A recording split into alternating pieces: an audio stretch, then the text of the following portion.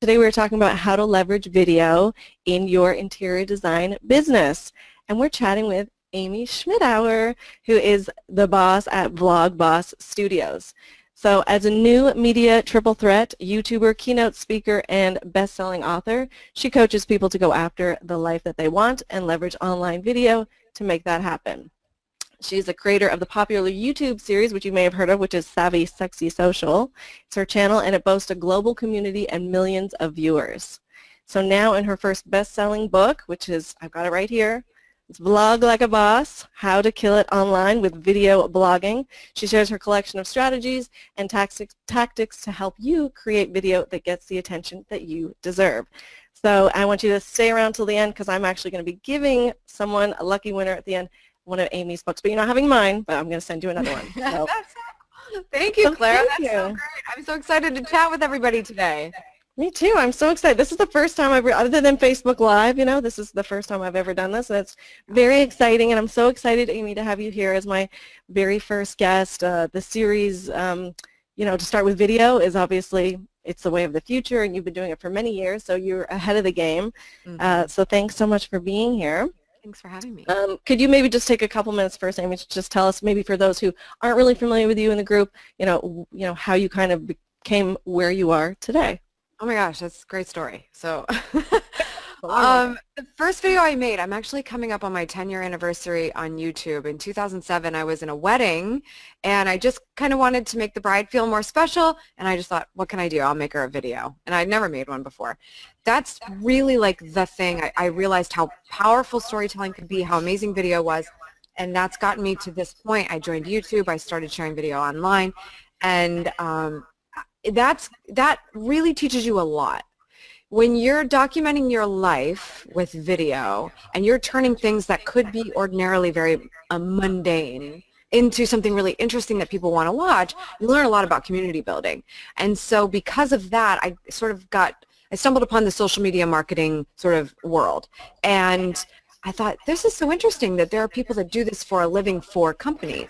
And that's how my business got started, and I started to do that work a little bit. And it was because of the fact that I knew how to upload video to the internet, which was just wild to small businesses who in 2009 and 2010 were just trying to get their mind wrapped around having a Facebook page that everybody's telling them to have. Right. So that got me into this whole marketing world. And when I decided to leave my full-time job and take that side hustle full-time at the beginning of 2011, I just thought, you know what, I need people to hire me. For one, I got to pay the bills, right? And so two, how do I build my thought leadership in this space? Because there's really incredible people doing what I do already, and I just need a little bit more awareness, just the right people that will hire me, and I need them to know I know what I'm talking about. So I gave myself my little center of the world online, and that was a YouTube channel that was dedicated to helping those same small businesses that I wanted to help, who were just dragging their feet kicking and screaming about learning about social media. I wanted it to be fun for them, because if they were going to have to bootstrap and do all this on their own, then we might as well make it fun. So I took those strategies that they needed to learn, and I made them, SEO'd the crap out of that so that I'd show up and search for them, and then I brought them into a video on my YouTube channel, Savvy Sexy Social, where they would have fun learning about that stuff, and that's how I became their thought leader. And ultimately, I guess it's because I was good at video, which is now so important today. I guess I got lucky there, that every year it's been the year of video, probably for the last 5 years, because it gets more and more and more important that, my thought leadership really exponentially grew because that was the medium that I was in. So that's really how I've gotten here. It all comes down to this, and I think it's going to resonate throughout what we talk about today. No matter what you're using video for, you remember the intention as to why you're showing up in the first place. A lot of you, it's for your business. And when it comes down to that, our message is the most important thing, and every other detail that may be holding us back should not be holding us back for too long, because if your message is important enough, and I believe it is, if you guys want to get hired and do work and build a fruitful business, that message is the most important thing. Let's show up, let's get it out there, and that's why I've made more than 700 videos on just one YouTube channel, probably 1,500 plus in my career. So That's incredible. It's That's a crazy incredible. town. That's great. That's great. Thank you so much, Amy. I mean, I know because I've been following you for probably about 3 years now, and one thing that I love about you is, you get straight to the point. There's no nonsense. You dive right in and get to the topic. And Nobody's got time. Nobody has time to screw around. We got to get to it. no one has time. So with that, actually, let's get to it. Actually, so that was a kind of a good little segue there. Yeah. So I guess really, so obviously us being interior designers, we want to really understand, how can we leverage video in our business? Like, what is it that we can do? And you touched on it there when you said, when when we've talked about this before about, like, don't wait to be perfect. Like, that's one thing that's really important. But so we can get to that after. But what would be your suggestion in terms of like making a few, even if we don't have time to, because it is time consuming depending on which platform you use as well. Mm-hmm. But what would be your advice in terms of, from someone who's not in the interior design business, kind of looking in, what do you think would be some key videos or key things that we should be, really making videos about and sharing where and with who? So the biggest thing here is we have a really hard time as business people coming out of the product, like not thinking about the product. We tend to think like, oh, our product's so amazing, that's the best content in the world, right? But if someone doesn't know who you are or what your product is, and for you, a lot of what you do, it's your service is your product.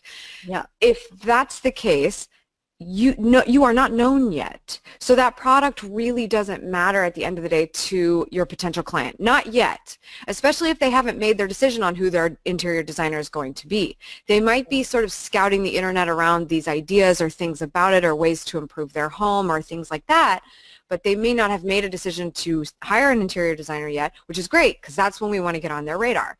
So with that being the case, when you make video content and you are going into it fully aware of the fact that you are not known yet, you need to talk about what people already want to know. So how I usually sum this up is, what does your customer want to know?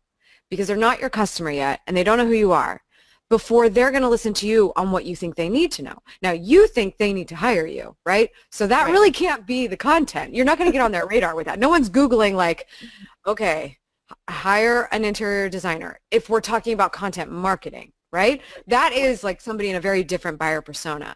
But if we're working on people in sort of a give value, they may be anywhere in the buyer process at this point, let's get on their radar and become their thought leader, you've got to tap into what they want to know. So my thought would be, what are the things that are pertinent to the type of person that would really want to work with you but doesn't realize it yet and is getting there? Maybe they just bought a house.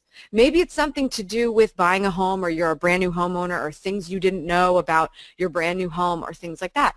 There are lots of people that are trying to take best care of their home, whether they're first-time buyers or not, as possible. That might be a space that you can dive into. Another one would be sort of DIY home improvement. Right? What's something that's very, very popular on a place like Pinterest, and if you're talking about YouTube, we tend to use the word how-to over the phrase DIY, but it's similar. How to do something, how to improve something in your house on the cheap, right? Who better to tell you how to do that than an interior designer who knows how to do it on the expensive too, but can show you like, well, this would be good for now, right? This would be good, do this. But then when you're ready, look what you can do if you take that next step.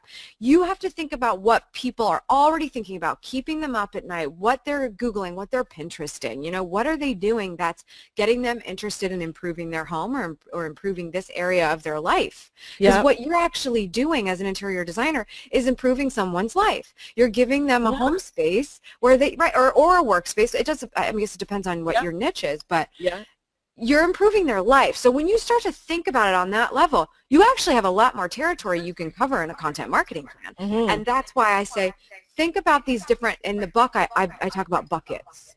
Think about what your different buckets are, right? We can also call I love that. themes, right? What are the themes where you can not just be an interior designer, but you can be an expert in this field by choosing a few different sections of the world that you can cover throughout your content strategy. And I have so many, I have to like keep them written down on a sticky note. So I'm like, okay, I have a video idea. Which bucket does it go in? Does it work toward the cause? Let's not get ADD about what we're choosing and whether or not it's going to work. but let's be really helpful and valuable so that we get on the radar of someone that's like, oh, an interior designer, why didn't I think of that? When it's time for them to take that step. Yes. So I think that's a little bit of a vague answer because I'm not giving a specific example, but I think that's where you guys can get your wheels turning on that because you're the experts in your field. You're the experts on what those basics are. But I'll give you an example in my world. A lot of times if I say I make video on the internet, people are like, okay, that sounds like you could also help me with my printer. Like, it's not working. Can you help me with that? Right? Because people just, you have to remember where people are in their mindset of what you do. They just don't have a clue a lot of the time. That's okay. Yes. How can we make a video to cater to that, understand it, and then start to bring them into the funnel that is getting to know you and what you do and how you can help? Exactly. Yeah. And I mean, and I'm going to touch on the buckets after because that was on my list to ask you because I just read that in the book and I loved it. So in terms of video, you know, the videos that I've been doing for my own business, and as I say, I want to get to those buckets because there's a lot of good information there and a good way that we can categorize all what's in our brain. But yeah, like, so I try to, like, you know, look at, like, you know, paint. People are like so terrified of paint, like how to choose right paint color, or you know, what size should my area rug be, or, you know, kind of things like that. What's the most popular video on your YouTube channel? What was it called? It's Benjamin Moore Revere Pewter. So, yeah, you directly, you like collaborated with Benjamin Moore, and you didn't even have to talk to the brand, right? Yeah. So it's like, I did made a video that was helpful about that color that people were looking for. Yes, and what I did actually for that one specifically, and if this is, you know, for YouTube, as you sure know, what people are searching to figure it out, you know, I knew that people were searching Revere Pewter. As designers, I'm sure we all know, guys, that, you know, it's been one of the most popular paint colors. You know, so I know that people were searching that, so, you know, I wasn't looking the best on that day, and that's another thing. Who cares? We just have to get over what we look like when we do the video. We'll know who you are now. That's it. There. So yeah. So I find. So I'm just going to touch for a second, if I can, in the way that I found it useful. Also, is like when I first started, and this is what I want to talk about. I want to talk about a lot of stuff. But first of all, when I started, I really was like, I want to be on YouTube. I want to be the next Rebecca Robeson. Move over. She's a California designer, and she's, you know, huge. But what I actually found was, I would then have people kind of contacting me and then saying, you know, I need help with my kitchen or my backsplash. Like, people just cannot choose a backsplash, right? So, you know, I did a couple videos on how to choose a backsplash, and then when people would contact me and they would ask me questions about designing a kitchen, when I'd send them information after, and I still do this, then I would I'll link to a couple of videos on YouTube, and I'll go, oh, I'll send you a couple videos on, you know, how to choose subway tile or kitchen makeovers that I've done. So that's where I find, you know, them to have been really useful, and I know that we hear that a lot, that when people are looking at blogging or vlogging and not really knowing what topics to choose, you know, just like you said, like, what are people searching, what are their pain points, like, you know, what are the frequently asked questions that you get, and, you know, if you make a video, then you can send that to somebody afterwards, keep reusing it, right? Exactly. It's so big because we usually get to a point where we write off the frequently asked questions like, oh, well, they could just Google that, or I answer that question in 3 seconds very easily all the time. So it's not worth thinking about. Wrong. If it's a frequently asked question, it's even more frequently Googled. So why would you not leverage the opportunity to scale your ability to help people that are thinking about that? And usually sort of the rebuttal here tends to be like, well, I'm building a local business. So, you know, I could help all those people, but I may not be able to actually get hired by them. So what's the point? Well, what's the point if you've got the social proof and lots of people are relying on you and talking about you and they're building you up and they're lifting you up, then local's going to go like, whoa, who is this person? Everyone's talking about them. They're clearly the go-to expert in this capacity. I want to go to them. So it doesn't hurt to go big when you're helping people, period, because you never know who knows somebody where that person's from. Yeah, and the other thing too, actually, which is a good point, is like e-design. Like, a lot of girls do e-design, so not necessarily some I shouldn't say girls, but, you know, there are men in this field too. The ladies, but you know, so that's also another thing to consider, is that I have had a couple people find me on YouTube, you know, which I was like, oh, this is kind of weird. You know, so it's not necessarily just saying that it's just local, but, you know, for those who offer e-design, it's not a bad idea, because then they're getting more known and present. Their presence on YouTube. So so yeah, so I think that's a really good kind of thing to think about.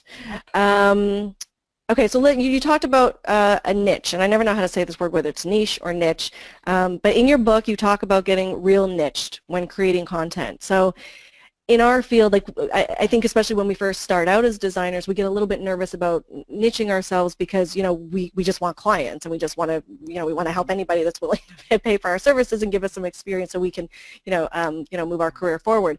So when you talk about being niched, like doing videos, like how do you kind of see that maybe in terms of our business? Like how niche should we be and how widespread should we be?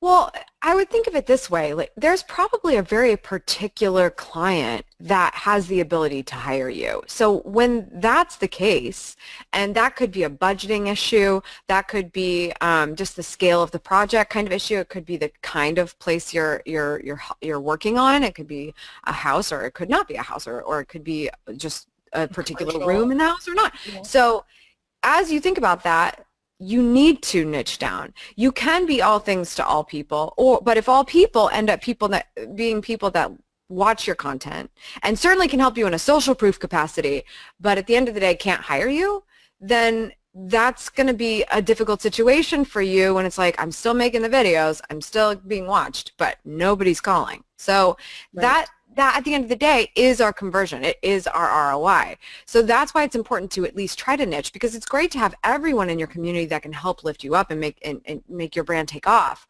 But you do need to have targeted it effectively to the people that will actually be able to work with you on some level. So that's why I say niche. I mean, that's the first thing you could think about. What's their budget?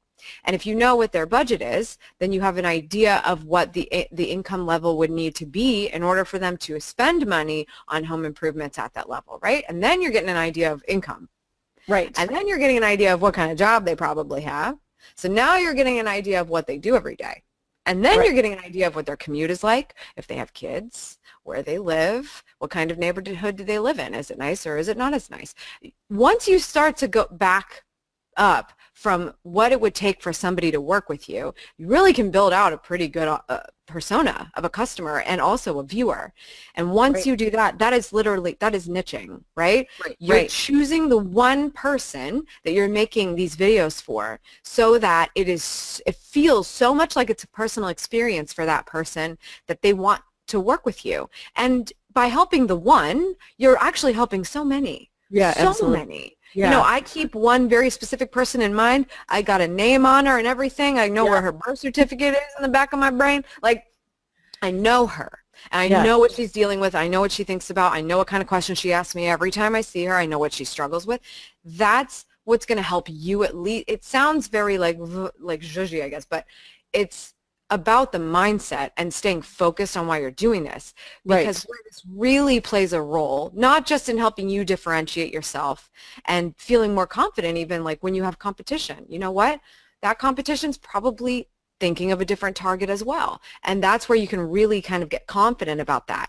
But not only that, the biggest struggle people have with video is the fact that they're talking to an object. Right? Yes. Like this is a little intense, just like talking to an object.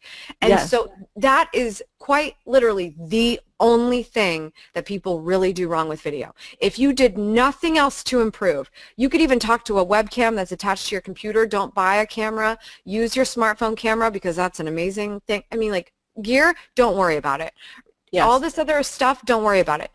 If you don't look at the lens of a camera like it is the person you're designing your work around and your content around, you will lose, period. Because it doesn't matter how much experience you have with a camera. If you're never really talking to someone else and you're just sitting there in your own head talking to yourself and an inanimate object, it's not going to be the personal experience it needs to be impactful. Exactly, so and that comes across to your viewer. Absolutely, because you will hear immediately, they will say, I feel like you made that for me. I feel like you made that for me. And that doesn't just mean you did a good job of coming up with a topic idea. It means you did a good job of delivering it. Nice. So you should feel like you're sitting here having this conversation with me and Claire. You shouldn't feel like you're just watching it. That's the difference between great video and not as great of video. You can Yes. go places with that, but if you can't do any editing, if you're struggling with the tech, if you're bootstrapping, you can't buy the gear, you can't set up a fancy place to stand all the time, and you just have to run and gun, do something guerrilla that's going to help you. All you have to do is look at the lens of a camera like it's a person, and it will work, period. Yes. Yes, and I love that because you mentioned that in your book. So just to back up, you were talking, just in case people were confused, Amy, you were talking about like this girl who you have, she's in your head, you have her passport, and that's kind of who you always think about when you're shooting the video. So instead of, like you said, instead of being like, hey, what am I'm talking into a phone, who's listening? Yeah. And I think it's good, and for us, a lot of times, in the interior design world, I don't know, maybe elsewhere too, but we throw around the term ideal client. So maybe that's who we need to be totally looking at that camera, guys. Absolutely. We need to be looking at thinking like, who is my ideal client? Who is that confused, Kathy, who, doesn't know how to choose her paint colors or doesn't know how to redesign her space, and she needs your help. So yeah, I think that's a great and get to advice. the root of that issue, right? Like, why is she stressed out about paint colors? Like, yeah. It's because her mother-in-law came over and was like, so the kitchen still looks like this? Right? So, like, get to the root of it. Like, because if you don't, you're not really ever talking to a person because you aren't reflecting on, like, what the actual issue is. Like, that is what's happening emotionally for her to even get to a point of searching for paint colors, right? Right. Yes. So it doesn't mean like, oh, does your mother-in-law suck is the name of the video. It's understanding that being the circumstance and being able to get to it and talk to them more directly about like, oh my gosh, I feel you. You feel like you're in a home that feels very dark and it's affecting your mood and like it's not your favorite thing to show off. That is how you start talking about things like a product like paint. That's where it comes from. Yeah. Yeah, absolutely. And I think too for clients that all the others will attest to as well is just the overwhelm, right? There's just so many options for every single thing, and there's all these TV shows, HGTV or Pinterest, or you see something in a room and you know that you like it, but you just have no idea how to put it together yourself, right? So so I think that's a great bit of advice because when I do watch your videos, it is very much like, you talking to me? Are you here? Like I really do feel that, and I think that's really important, and that's why when I try to do some videos, when I do the videos, I like to say, like, as if you're looking at the client, instead of saying like, well, my clients really like this, like I like to say like, you as my client, this is how, this is what you should, like, so again, it's just y'all. Yeah, basically. This is about the one person. The one person. So just, I'd like to talk about as well, I think people will be interested to see, let's talk about some of the key differences we need to know when we're comparing video so we're going to create video. Now, do we create it for Facebook Live? Do we create it for Facebook and upload it natively? Are we doing a YouTube video? Like, I think there's also confusion on like, I want to do a video, but where should we post this video? And I think it's really important because I think YouTube, there's a lot more involved with a YouTube video and uploading and tagging and description and that sort of thing, where with Facebook you just hit the button, Facebook Live, that sort of thing. But tell us a little bit about the differences to, kind of reach, like what reach we get when we do like a Facebook Live versus a YouTube, or what your thoughts are on different platforms. Absolutely. So I'm really glad you asked this because it is one of the biggest misconceptions about video, where we say like, okay, we're making a video, let's get the most out of it, and oftentimes that causes people to say, let's just upload it anywhere where there is an upload button, right? So then you upload it to YouTube, you upload it to Facebook, you upload it to Instagram, like anywhere you can. But that is not the most effective thing because these platforms are so wildly different. So on the one hand, we think like, man, a YouTube video is a whole lot of work. There's a title, there's description, there's tags, I got to make my channel look nice, etc.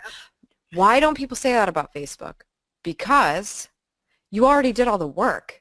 So the difference here is you go to YouTube and you've not done anything over there, you're starting from scratch. The same thing happened when you started a Facebook profile. You didn't have a profile picture. Right. You didn't have all these details in there. You didn't have friends. Then you got friends. Then you started liking baby photos. Then you started commenting with people. So a lot of people have this misconception like, YouTube is so mean. They don't give us views. Facebook's serving it up on a silver platter. Yes, but because you've already started doing the work in order to facilitate relationships with people to get those views. True. So that's one thing to think about. The second thing is, these are very different environments to watch a video. Viewer experience is very different. If somebody's decided they're watching it, they're in. Like that's pretty much makes it the same. But when a video decides to come on the radar of a human being on YouTube versus Facebook, it's very different. On YouTube, people go there with intention to watch a video, whether they saw something in a feed and they clicked the link, or they went there in search of a tutorial or a paint color reference or something like that.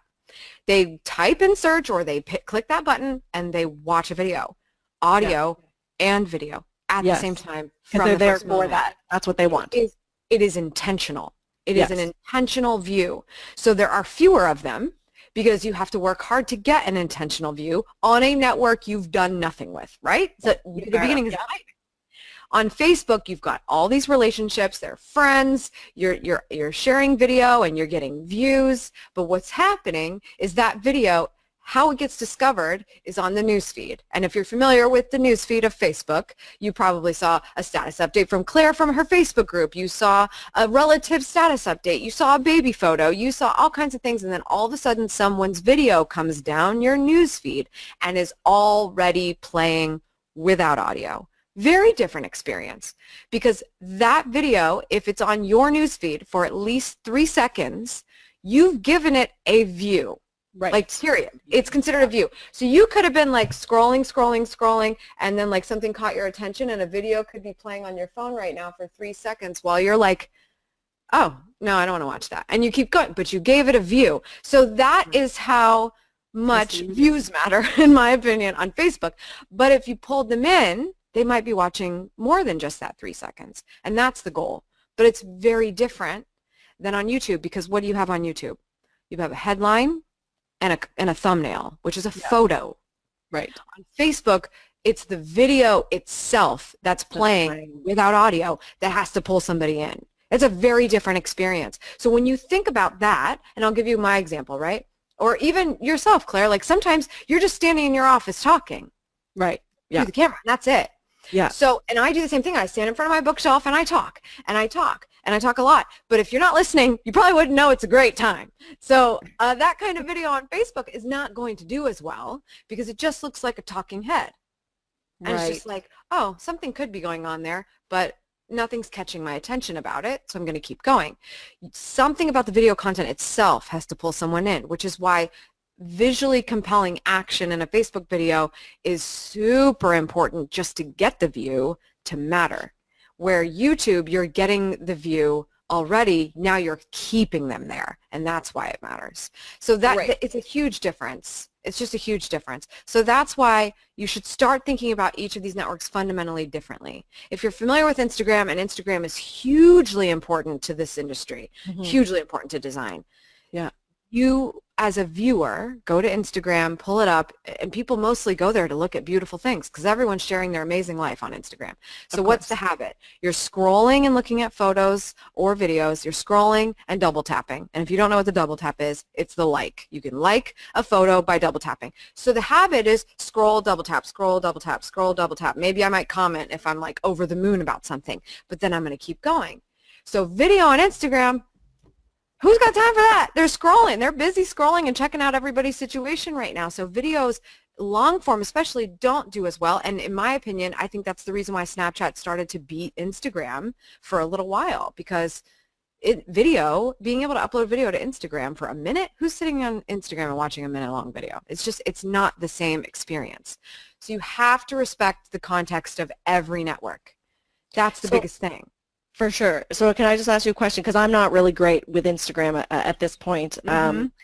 So for people that are on Instagram that are uploading video, are you saying don't bother, or what are you saying? I'm saying reapproach, right? If you are doing it, how's it going, right? So how are you getting views? If you are getting views, are they just inflated views? Because if you're getting views because Instagram is saying it's been on the feed long enough that you got a view, that's one thing. But then if there's no likes, comments, engagement, like did anyone watch it? Does anybody seem to care? Like there's a lot of levels of like whether or not this video had an impact. So my opinion is on a place like Instagram, you should really just keep it as short as possible. And if you're going to get into the avenue of video on Instagram, you might as well spend that time in the stories feature, which is the feature they ripped off directly from Snapchat. If you're not familiar with it, you're just going to have to play with it to get a better idea of what I'm talking about. But the difference is on an Instagram feed, people are scrolling throughout many different people's updates, very similar to Facebook. Right. When they're going into your story, they're watching just your story. So they're going to have a little bit more patience because the most you can upload of video is 10 seconds. So it keeps the eyes moving. So that's the difference. My problem tends to be with repurpose does not mean copy paste. So if you made a video for YouTube, how do we leverage the fact that video is available to us on these other networks to get people to watch the YouTube video, if that's the goal? So we upload the video to YouTube. What do you do on Facebook? Well, Facebook really likes video right now, but you really want all your views over there on YouTube because you think if it just does a little bit better on YouTube that I might get some more traffic over there. So we've got to send the attention over there, and we have to be very strict about that. If that's the case, how can we still leverage video on Facebook? Well, you can do a couple of things. One being upload the best 15 to 30 seconds of that video to Facebook and then link to watch the rest of it. So like a teaser. Yeah, absolutely. That's one thing you could do. You can make it even easier on yourself and not have to export a whole nother project by doing the way better thing on Facebook right now, which is going live. If you just pull out your smartphone, go live on your brand page or your personal page, wherever you decide to be, and just have a conversation with people for about 10 minutes, which is really the minimum you need on Facebook to get to the top of the newsfeed and compete with the algorithm. Go live and just talk to people. Hey guys, I just wanted to let you know that I just uploaded a video on YouTube. It's about this. Do you guys have any questions about that? Let's talk about that. Like, how do you deal with that? Like, what do you think? What do you think? Oh, Susie. Oh, John. That's a really interesting point. Okay, well, at the end of the day, the call to action is, well, make sure you head over to the YouTube channel, youtube.com/da-da-da-da-da, and go watch the latest video because I really put a lot of effort into that. I'd love to hear what you think. Leave a comment in there and let me know. Right. That's powerful because now you're making Facebook happy because you might get a couple, I mean, these days it's not hard to get a couple thousand views on Facebook because we have all these friends and the shareability factor on Facebook is so much better even than YouTube. So you're having this intimate experience with a live video and you're just mentioning the thing you want people to do. Go watch my YouTube video. Go check out my new website. Go do this. Go do that. Leverage live to activate people because just like you guys are here today and you feel like so interested in this conversation, it's because you're a part of it. You're sitting here live with it, right? If you're live right now. That's a very different experience than someone that knows they're watching a recording and can leave at any time. So you can activate that audience in a different way and Facebook loves it and they're going to move it up to the newsfeed the more comments and likes you get. Yeah. And that's what surprises me actually. When I've only done it a few times. First times I was sideways. So if anyone's worried about looking like an idiot, trust me, I've already been there. Oh, yeah, I was sideways. That's so weird. Yeah, no, I think I had it held like this, but I should have been like this. Anyway, whatever. I think you can do both now. So I lived and learned, so it's okay. But yeah, I noticed that when I've done it, I've then seen like 2 days later, I'm still getting comments on that video, and I'm like, that was 2 days ago. Like, you know, so I find that to be interesting. And that's a huge thing to consider, right? Think about how many views you're still getting on that paint color video on YouTube. Right. That's because on YouTube you're building an archive of, I mean, my most popular video I made 5 years ago, it's mortifying, but it's helpful and it's getting lots of traction and it brings people in. What is it? You're building an archive of stuff that can work for you forever. On Facebook, if something went really well, it's going to work for you for 24 to 48 hours, which is great. Which is awesome. It's kind of like getting annoying though. I swear every time I get on Facebook, it might be because I don't log in as often as I could. It's just so much work to be doing. Like logging into Facebook is a task for me. But when I get in there, everything seems to be 24 to 48 hours old. And I'm like, I feel like I'm behind. But it's because there were so many comments, and especially in a live stream where comments then become so much faster and exponentially greater because they are real-time interactions with you. It's like firepower lifting up that post to the top of the newsfeed, which is awesome. But how does that help our video elsewhere or our call to action elsewhere? You have to very smartly call action of the people that attend live so that the people that are potentially going to see it on replay will feel activated to do the same thing because they're like, look at all this engagement on this post. I've got to go check this out. Yeah. Well, and actually what I find too is that sometimes people don't know that you're no longer live. They watch the video and they're like, Yes. hey girl, and you're like, oh, they posted hey girl, it was like 16 hours ago. Yeah, So I find that's a little bit difficult too to kind of gauge, you know, but I mean, so you bring up a good point in terms of how long something lives on Facebook. So the great thing about Facebook Live is that, you know, as you say, you just pull out your phone, you go live, and you know you're there, and it's great, and you're interacting with people, and you're building those relationships, telling people what you do. But the only thing is that, like you say, it only lives for a certain amount of time. So it's different to a video on YouTube that, you know, I may have got 1,000 hits last week. I don't even know, like, you know, so it's still going, and I did that like last year, right? So, and then, you know, through that, you know, you can gain subscribers. So I think that's one thing that I know that I've read and when I've watched your videos before that I think is really important for people to keep in mind, that Facebook is good, but, you know, it depends what your goal is, because it's only around for so long. Right. Where, you know, the other one is kind of you're getting views while you snooze sort of deal, right? And so you have to think of it that way. The video is a requirement on Facebook because the more you do it, obviously there's going to be more engagement there, but it is like helping you with your rapport with Facebook directly a little bit. If you do the things they like to put your stuff out there more often. If you show them any trend of what you do, they're going to pretty much assume that's how you run that page, and they're going to leverage that opportunity whenever they can. This can work in a bad direction too. A lot of people spend so much money on boosting posts or ads on Facebook. Right. Not even so much money. Like, it doesn't even have to be like more than $10 a week. But if they pay to promote every single post on Facebook, Facebook knows that. And they're like, huh, well, we're just not going to give them any reach because they pay to promote everything. We're going to wait for them to pay. So yeah. Yeah, but they're just going to pay for it. So you think you're doing yourself a service by investing in that promotion, but you're not, because Facebook's like, well, they literally just pay to promote everything as soon as it goes live. Instead of waiting for that nice little indicator Facebook gives us like, hey, this post is doing 75% better than usual. And that's when you go, oh, it is? Well, then it's worth promoting. And that's when, you know, you can spend a couple bucks on promoting an ad, and that's a totally different conversation. But you don't want Facebook to think you're in the habit of paying for everything. In the same way that you don't want Facebook to think you're never going to upload video to their platform, because if they think that's the case, they're not going to give you as much organic reach. So I balance this because I need people to watch my YouTube video. But the most critical period of time of a YouTube video is the first 2 days, because that's the time that YouTube's kind of getting its bearings with analytics. So by the end of that first 48 hours, YouTube's got an idea. Is this better than usual? Is it normal? Or is it worse? And because so of that the can kind of help. engagement you're getting.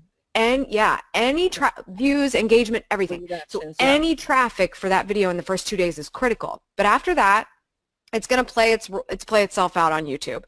At which point that content, if it's eligible for a Facebook video, meaning it's very visually compelling if people see it on the news feed or all that kind of stuff, I'll upload it to Facebook then, because the most critical moment of that video has played itself out, and I still need to make Facebook happy by sometimes uploading native video. Native meaning I'm going to Facebook and I'm uploading this file directly. That is super important going live. Another thing that I can reassure Facebook on, like, I'm going to use video on your platform, and you're going to want to give me organic reach so that every once in a while I can do what I want to do, even though it's not your favorite thing. Because that positivity and reach that I have with the stuff they like will start to spread on the stuff they don't like as much, which is Amy posting a photo and a link to a YouTube video to send people away from Facebook. You have to remember, these people are in business to make money. The way they make money is to keep people on their websites. Same reason why news corporations are turning into clickbait, right? All the articles just get them on the site. We make money when people are on the site. When you respect that for Facebook and Instagram and YouTube, and you say, okay, if I need to play their game for this, then I'm going to do that with my content, but I have to make sure that I set myself up for long-term success. So you want to use native Facebook video, But if it's not your only strategy, if YouTube's a part of it, you have to figure out, like, what am I doing at what time? How do I spread the love? How do I do this right so that I get the attention in the place I need it to be at the time I need it to be? Right. Yes. And that's, yeah. So you're saying that if you upload something to Facebook, let's say you do a Facebook Live or a native video, then when you put something out the next day that's just a photo, Facebook is going to show it more in the feed if you got good engagement and reaction. And the nice thing about the photo is it's still technically a native upload, right? Because you're uploading a photo to Facebook, but Facebook just likes video more. So it's like live video, regular video, photos. Those are like the best thing that can happen for Facebook. So they are more inclined to publish those. So the worst thing you could do is just the YouTube link, because if you'll notice when you pop a link in, it always pulls up some sort of link preview. For a YouTube video, it's the play box, and you can watch a YouTube video on Facebook. You'd think that's the dream, but the reality is both YouTube and Facebook don't like it. Right. Facebook's doing it to make you happy and think that this is okay, but Facebook doesn't want you watching YouTube video. Facebook wants you watching Facebook video. YouTube wants you watching YouTube video on YouTube, because YouTube likes to make money on their platform. Right. They can't make money on Facebook the same way. So that's the biggest difference there. Is I do like to upload a photo with the YouTube link, because then it just looks like a glorified caption. Yes, but there's and a call to action if you want to find out more about this photo. So that's how I'll start the promotion strategy for me, or I'll go back and forth. I might do a live video, or I might do the thumbnail. It just depends. The thumbnail being that photo, and then put the link. But then I've got to get some regular video uploaded to Facebook every once in a while, so that the health of my page as a whole, when brand pages, and we're not talking about personal profiles here as much, but brand pages are in such need of that nurturing in order to have long-term success, because you don't want to have this very fluctuating engagement on your page, because then it just looks like you pay to promote the stuff that has the most likes on it. Nobody wants that rapport. No one wants that.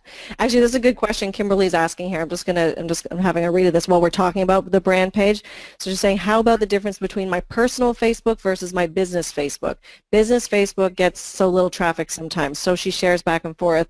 What do you recommend? She never posts on her personal, or only share from personal to business to personal. Can I just say that this is what I found. This is what I do. Mm-hmm. I will post something for the most time to my business page, my Facebook page, but then I will also either share it, or I will also do a same post to my personal page. And I don't know if maybe we're thinking, maybe does it annoy people because it's not business, but I don't really care. I mean, it's where I get more engagement at Kimberly, exactly for that reason, is that Facebook doesn't show my business pages as Kimberly's and everybody else's, and that's because they want you to pay, right, Amy? I mean, they want you to pay. Yeah, they want you to pay, So here's how I would think about it. Yes, are we irritating people? Sure, whatever. But at the same time, this is your business. Your business is part of your life.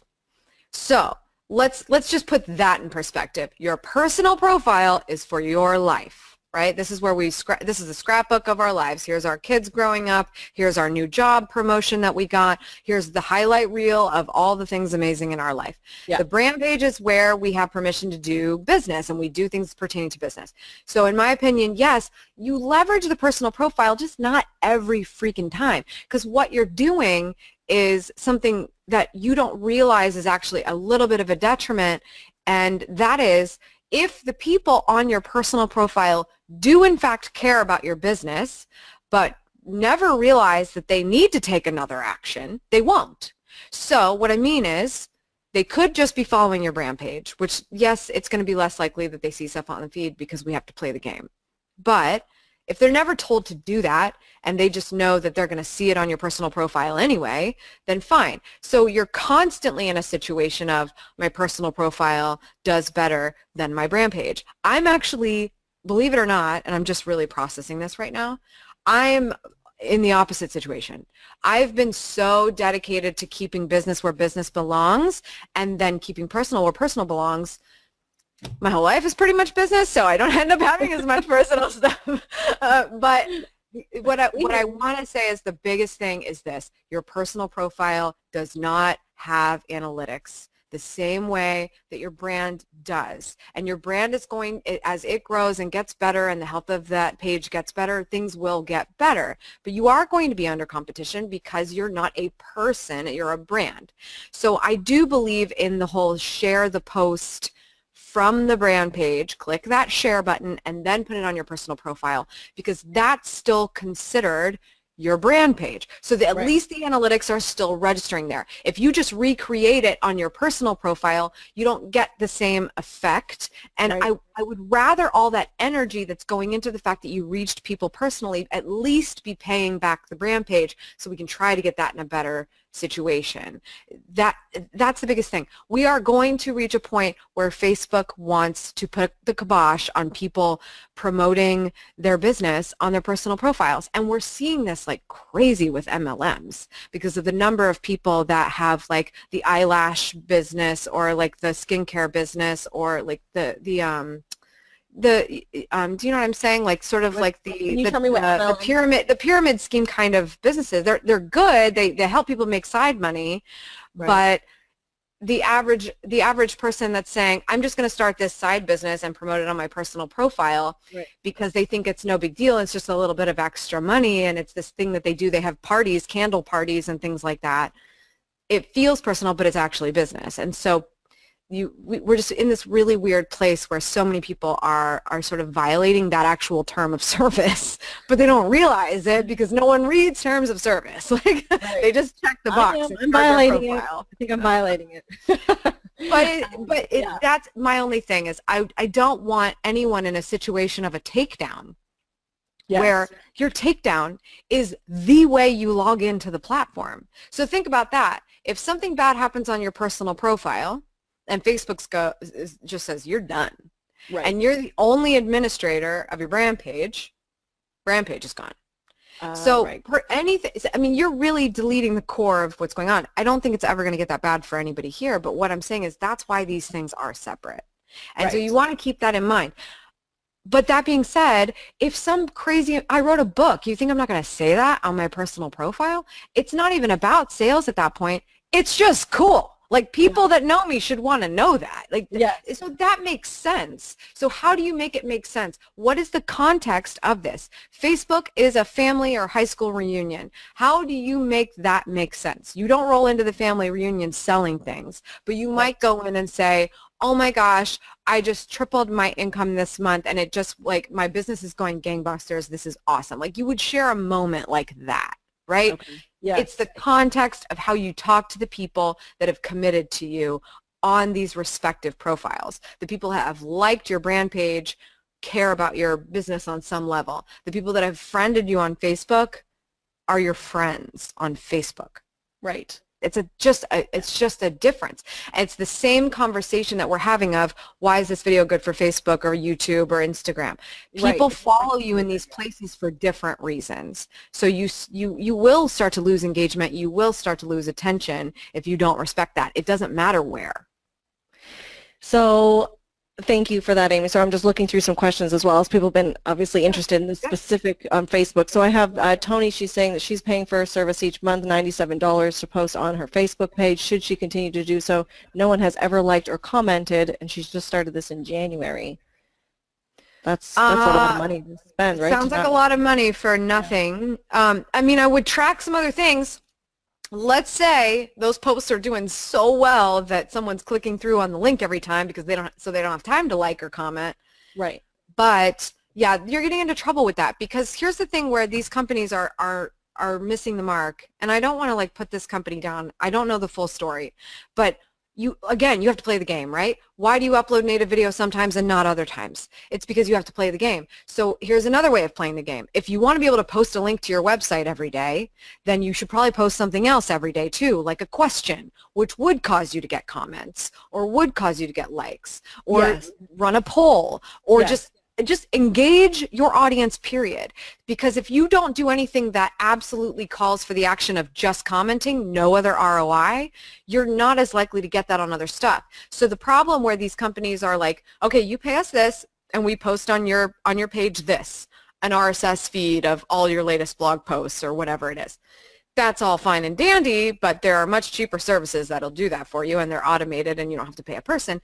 And you should be doing more than that. You should be scheduling more interactive content to balance that so that, again, we're building rapport with people. So when a Engagement. person sees a post and they're inclined due to emotion to engage it, like answering a question or click like if you've had this kind of day before, you know, like just getting Yeah. people to take that action on one post on your Facebook page can help you astronomically the next day or on the next post or down the road. So that's why I have a little bit of a problem with the fact that if you're paying for something and you're not at least getting likes on a post, then you're definitely not getting traffic, but make sure that's the case by checking your insights and checking the actual Google Analytics for your site and making sure Facebook isn't getting you traffic on some level. Yeah. But yeah, you have to make that decision. I mean, if it's been 2.5 months and you've not seen anything, the company's not even smart enough to pay to promote the posts that they're doing for you to make it look like at least something's happening or give you a little bit of traction. And that's disappointing because there's something could happen. Yeah. Unless there's literally nobody following, then there's another fundamental issue of like, how are they going to fix that problem? Because just posting stuff is not going to get you followers on Facebook either. Yeah, you need to get some followers and a few likes, right? Yeah, definitely. Get anything. We all should go over and just like that page so that there's something happening over there. It's Tony Berry. Tony Berry, we're going to go like your page after this, hon. Good. Okay, can I ask, okay, so I'm going to just dive in because I can't believe time is just flying here. It's insane. Margarita was asking, she'd like to know the best days and time to post. So I'm not sure if she's talking about video and on YouTube. In general, I mean, because I know you went from 3 videos a week down to 2 videos a week, Amy, because you were saying that the 3 was in your book. Again, I read that, that the 2 was actually better in terms of the longevity and who's seeing it and that sort of thing. So how often do you think, let's just say, okay, so this is, I'm gonna speak for a lot of the people out there watching. So people are nervous to get on video. They don't know what to do, or they just don't want to hit that record button. They hate the sound of their voice. They hate how they look on camera. I mean, so how often should we actually be doing video, and what do you think for interior designers, you know, where should we be doing video? Should we be doing something on our website so people who will come can see videos of before and afters, or, you know, I think you have to decide, where would I go right now and focus my energy, understand that it might be a little bit of a hard road, but I'm going to focus on that one place and knock it out of the park. If you choose Facebook, you have the upside of, this is where people hang out. Like, this is where they check in with their family. This is where people just share things with each other. So there's a lot of upside to that, and there's a lot of shareability that goes to that. It means 2 things. You're going to have to post video much more often, because the health of a Facebook page, like we said, if something did great, it's lasting you 48 hours. Right. So how are you uploading more frequently? You're probably going to want to shoot something more often. But the other thing is, it doesn't have to be crazy long unless it's a live stream, which is a little bit of a different situation. But if it's a recorded video, you can do something fairly short, maybe 30 seconds or a minute. You probably want like at least a minute. And you could just talk, and you can just show something, or say, oh my gosh, I'm just in this remodeled kitchen I just did. Oh, here's what you need to know. There's this really cool trick, yada, yada, yada. Give them value. Don't just show off the product, but use the product as your backdrop. That would be a good thing. Right. That's what you should do on Facebook. Then you've got the shareability. You've got some conversation happening there. Go live on Facebook if you don't have time, because if you don't have time to make a video, which will definitely take you longer than 10 minutes if you're going to add some editing elements to it and things like that, go live on Facebook for 10 minutes and you're great. You could go live every day, and it would be 10 minutes of your day, and I will guarantee it to you right now, you will see an increase in engagement on your Facebook page. It's they're serving it on a silver platter right now, period. And there is a girl in our group, actually, she's going to be another one in my series, actually, Rachel, and she does do Facebook Live every day. She started off with a challenge, and then she's doing it every single day. And it's, you know, it's amazing, and she's saying it's changing her business. She's saying the comments, the engagement. So, again, like to hit the video and hit record and just go with it, as opposed to doing a YouTube video, that's where I get a little bit overwhelmed. I think other people would as well, because there is a lot of work. If you're going to go that route, that's great. If you decide YouTube, here's what you have going for you. That video could work for you for a much longer period of time. And here's the other thing. Start with Facebook, archive those videos to YouTube when you're ready to go after the YouTube schedule. I mean, like, there's a way you could do this.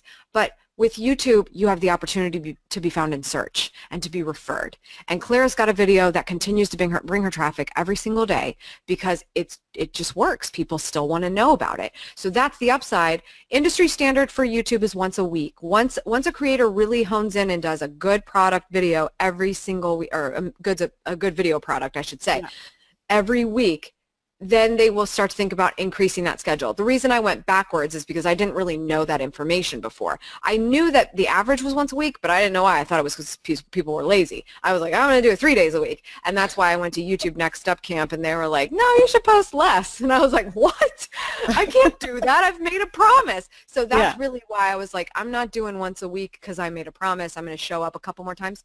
But what it gave me the ability to do was take all of the bandwidth I was using and add a little bit more quality to those 2 videos than it would have been just hammering out 3, which I got really good at doing on a very quick schedule. So I would say once a week versus every other day or a daily thing on Facebook is very different. Yeah. And so you have to remember, but it could be the same amount of work. And that's a big thing to consider. Because you still probably have to plan what you're going to do. Yeah, right? Interior design, if you want to target your clients and you want to start to see some changes right now, I would just right now go after what Facebook is offering you, see the opportunity. Because a lot of people here, and I'm not saying this to be mean, but a lot of people here need to see some results before they're going to be super passionate about video, which is so fair. It is so fair. So at least go right now where you can get motivated. But understand you're not going to see the same thing on YouTube if you have not done anything on that platform before. And it's going to take some work with the same stuff we kind of talked about. You've got to send traffic there. YouTube takes a lot of time. But I will say, actually, I find that people find my videos a lot better than what they find my blog to my website. So, but I just want to ask a couple questions here. So Linda Holt, hi Linda. Linda's asking, what is the optimal length a video should be? And I know Amy already said that if you're doing a Facebook Live video, you look at around 10 minutes because, and even for the first minute or so, is it okay to kind of fluff around because people are kind of just coming into the conversation, right? Like some music or something and like hang out, because it's like you literally just started a party and people have to come into the room, right? So yeah, you need some more time. You have to keep in mind that it needs to be good for replay, so you still kind of want to talk and keep things going. But yeah, you're looking at 10 minutes minimum just to get the most amount of traction out of a live video, because comments and likes need to happen while you're live so that live element will show up at the top, and then it'll last a little bit longer. With everything else, I mean, you could go as long as you want. If the content is good, go to town. I have an authority video formula in the book I talk about, and this is what I believe and what worked very well for me. And again, this was designed for YouTube, but I think some of it still is merited for a place like Facebook. If you are just getting started and you're providing tips or tricks or value in the form of a short form content isn't 10 minutes. Short form content is more like 2 to 5 minutes. Okay. So when you're just getting started, the hook is the headline. The hook is whatever you're going to say in the video. They don't know who you are. We're just getting to build your brand up a little bit. Stay succinct and as tight as possible and low in your timestamp, low in the amount of time, because you really want the opportunity to be that somebody sees your video, wants to watch it, looks at the timestamp, and it says like, oh, 2:31. That's not too long. 2.5 minute video, no big deal. I can watch that, and hopefully it'll be what I need because I'm trying to figure this out. But if they see you've got a 10-minute tutorial in a search result where somebody else got it done in 3 minutes, you lose. Yeah. So I know. That's my advice. Yeah. And for the actually, that's interesting that you say that, because the one person who has a fewer more hits than me, she actually has a shorter video by like 2 minutes. So really? Yeah, something like that. She's about 2 minutes shorter than me. The other things like the headline and your thumbnail has a lot to do with it too. Right. Yes. So a lot to do. Yeah, because people want to click on it. It's got to be good for people to actually click on it. It's 3 components that bring someone in. It's the length of the video, the photo that they identify with, and the headline. So they all have to be working for you. Yeah. Absolutely. So I know that we're actually at 3 o'clock. I don't know where this hour went. It's insane. But are you okay if I just go through a couple more questions? People are still sure. We still got everyone here, so that's awesome. Thank you, guys. I know. Okay, so Karen Bennett asks, I'd like to know how often should the designer be in front of the camera? I don't want to feel like it's all about me and not just designs, but seems from what I've read it needs to be you and your design. So one thing I know, Amy, that you say a lot of is that your face is relatable, so your face should be on camera at some point, maybe even at the intro to get people in, and then, you know, kind of dive into the design and back and forth. Like, how do you, you know, what are your Here's thoughts the thing. on that? It doesn't have to be all about you. You're the only person making it all about you, right? Like, your face is relatable, so that is the thing that we need here, but it really isn't about you. It's the reason that they came into that video in the first place. Once you start to build some rapport a little bit, maybe that will change, and it's like, oh, it's a Claire video. I'm going to click on the Claire video. Like, that's fine, but the reality is it's not about you. It's about who the person is. Who are we talking to? So you've got to get out of your head about that. It is not about you. It's not about how you look. It's not about how you feel. It's about what you're going to do to deliver. So that's why I wish people would get out of their own head about being on video a little bit. I know how hard it is. Yeah. I get it. I have been very uncomfortable on video. It was a long time ago, but you get over it because once you practice, you're just like, my message is too important for this. Yeah, so and you know what? So I just want to say, because I know Karen personally, she's actually from local here, and I don't think that's why she was asking the question. She's very good on video. She does very well. Karen, you're awesome. I love your little videos.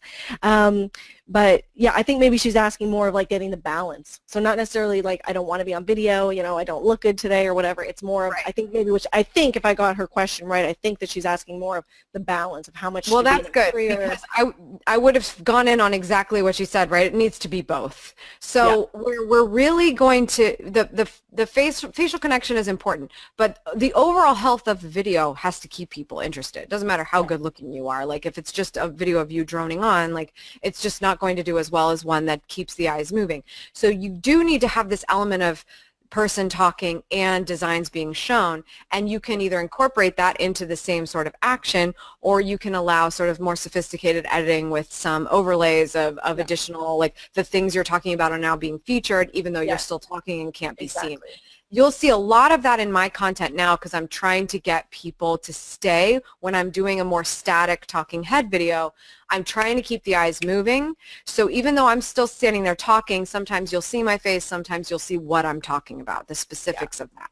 And yes, we are absolutely at a higher competition to make sure that's happening than ever before, specifically because let's say you want that video to go on Facebook, you better keep something going with the eyeballs moving because your head's just not going to be enough. And even just standing there with some designs like may not be enough. So being able to keep the eyes moving is important, but especially on YouTube as well, where we really want people to stay till the end of the video. We've got to keep them interested.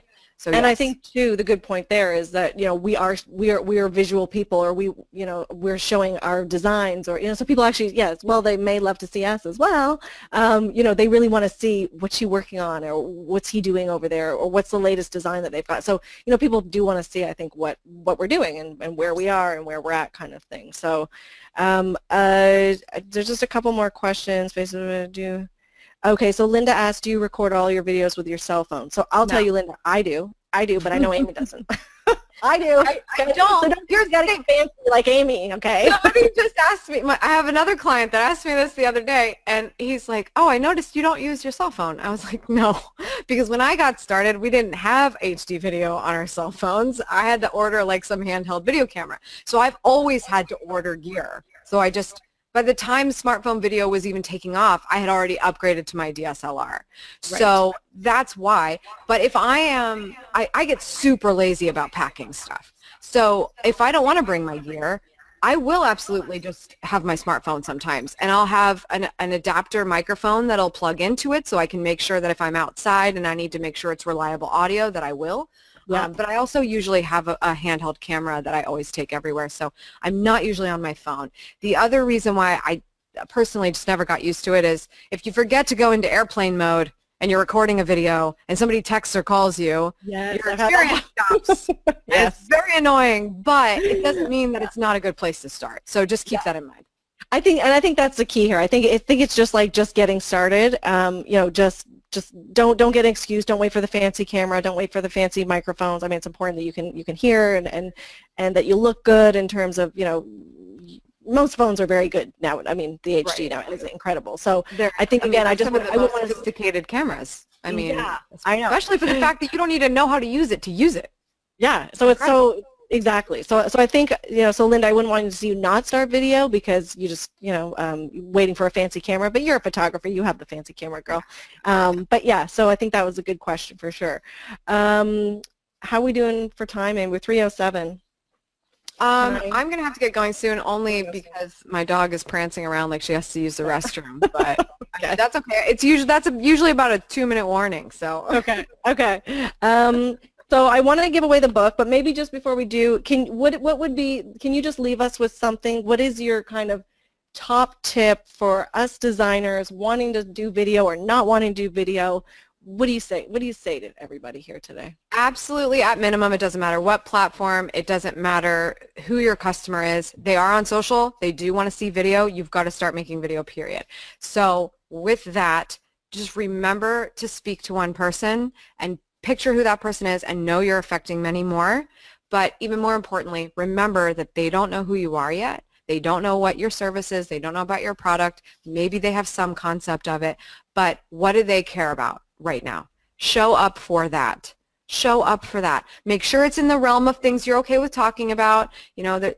Don't talk about politics and religion unless it's your business, and I really doubt that's the case, right? Talk about the things you're happy to because it's relevant to what you do, because you improve people's lives and where they live. Get on their radar that way. That is content. That is content. If you only focus on the product, you will not succeed. But if you focus on what matters to people, you'll be known, you'll become liked, and then you will be trusted. And then when it's time to hire someone, you're the person. And you only need to be the person to your customers because that's how you operate a business and grow. Love it. Love it. Well, thank you so much. This has been so exciting to have you here. I'm gonna give away a book. So if anyone's interested in, you guys have stuck around. I'm so excited. So I have Amy's. Oh, there we go. How to blog like a boss. How to kill it online with video blogging. How should we do this, Amy? I mean, should I pick a number and what do you think? Yeah, I think you could do either one of those, or either pick a number or pick from like a question. You could ask people to go engage the Facebook group or something. Which do you want to do? Quick and dirty, or? Okay, so maybe ask a question and they go into the Facebook group, and I'll post the comment there, the question there. You can randomize that. I think people should go post like what their biggest takeaway was from this that would make them think about starting video now. Okay, I like that. So you heard it, guys. So what is your biggest takeaway from the interview with Amy Schmittauer today that it's gonna make you start doing video and just hitting that record button? So I'm gonna go in and I'm gonna check out, and I know who is on so I can see.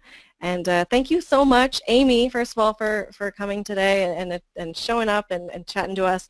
So exciting to have you here. And thank you to everybody else for attending. This is just one of 6. So I've got another one coming up in a couple weeks. I'm going to give you more information about that really soon. So thank you. Thanks, Amy. Thanks for having me. This is awesome. Thanks, everybody, for being here. Thanks, guys. See you.